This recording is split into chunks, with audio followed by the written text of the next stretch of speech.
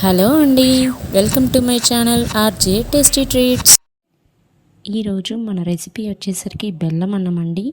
దీన్ని sweet rice అని కూడా అంటారు.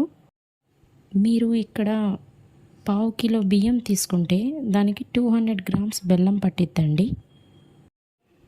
మీరు అన్నం ఎంత తీసుకుంటున్నారు అనే దాన్ని బట్టి మీరు బెల్లం క్వాంటిటీ చూసుకొని తీసుకోండి. ఇంకా లేట్ చేయకుండా మనం ఈ రెసిపీకి కావాల్సిన ఇంగ్రీడియంట్స్ అండ్ తయారీ విధానం అనేది చూసేద్దాం రండి.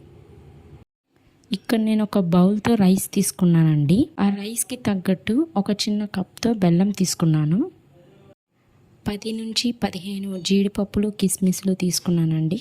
మీరు కావాలి అనుకుంటే ఇంకా ఎక్కువ తీసుకోవచ్చు. ముందుగా స్టవ్ ఆన్ చేసి ఇలా మందంగా ఉండే గిన్నె కానీ లేదా కడాయి కానీ పెట్టి మీడియం ఫ్లేమ్లో వేడి చేయండి. ఆ తర్వాత మీరు తీసుకున్న బెల్లం అందులో వేసి ఒక చిన్న టీ గ్లాస్ వాటర్ వేసి బెల్లం కరిగేదాకా బాగా కలపండి.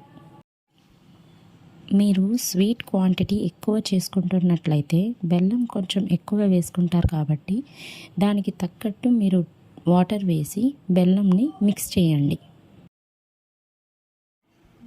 బెల్లం పాకం వచ్చేలోపు వేరే స్టవ్ మీద చిన్న కడాయి పెట్టి అందులో 2 లేదా 3 స్పూన్స్ నెయ్యి వేసి మీరు తీసుకున్న డ్రై ఫ్రూట్స్ని ఫ్రై చేయండి. ఈలోపు మనకి పాకం రావడం స్టార్ట్ అయిద్దండి. ఈ స్టెప్ దగ్గర మీరు కావాలి అంటే ఫుడ్ కలర్ వేసుకోవచ్చు. ఇది కంప్లీట్గా ఆప్షనల్ అండి. ఒకసారి పాకం మొత్తం మీరు గరిటెతో కలపండి. మనం తీసుకున్న బెల్లంకి 10 to 15 మినిట్స్లో మనకి ముదురు పాకం అనేది వచ్చేసిద్ది. చూశారు కదండి, మనకు కావాల్సిన పాకం రెడీ అయిపోయింది. ఇప్పుడు మనం తీసుకున్న రైస్ని కొంచెం కొంచెంగా ఆ పాకంలో వేసి మొత్తాన్ని ఒకసారి గరిటెతో పాకంలో అన్నం మొత్తం మిక్స్ అయ్యేలాగా బాగా కలపండి.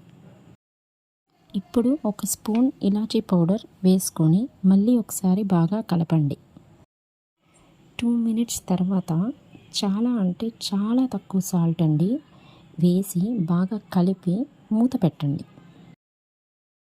సాల్ట్ వేయడం వల్ల మనం తీసుకున్న బెల్లం యొక్క స్వీట్నెస్ అనేది మనం చేస్తున్న స్వీట్కి కంప్లీట్గా బ్యాలెన్స్ అవుతుందండి.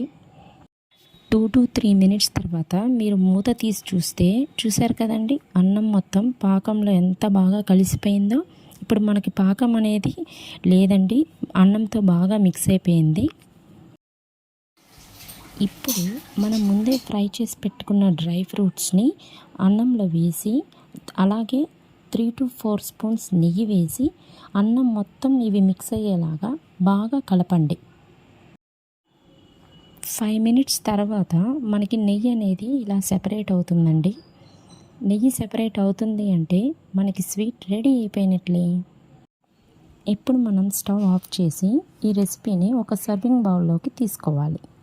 మీరు కూడా ఈ స్వీట్ని ప్రిపేర్ చేసుకొని మీకు ఎలా వచ్చిందో, ఈ స్వీట్ నచ్చిందో లేదో కామెంట్ సెక్షన్లో కామెంట్ చేయండి. ఈ వీడియో మీకు నచ్చినట్లయితే వీడియోని లైక్ చేసి షేర్ చేసి నా ఛానల్ని సబ్స్క్రైబ్ చేయండి. చేస్తారు కదూ? ఓకే అండి, మరో కొత్త రెసిపీతో మళ్ళీ కలుద్దాం. సైనింగ్ ఆఫ్, మీ హరిత మోహన్.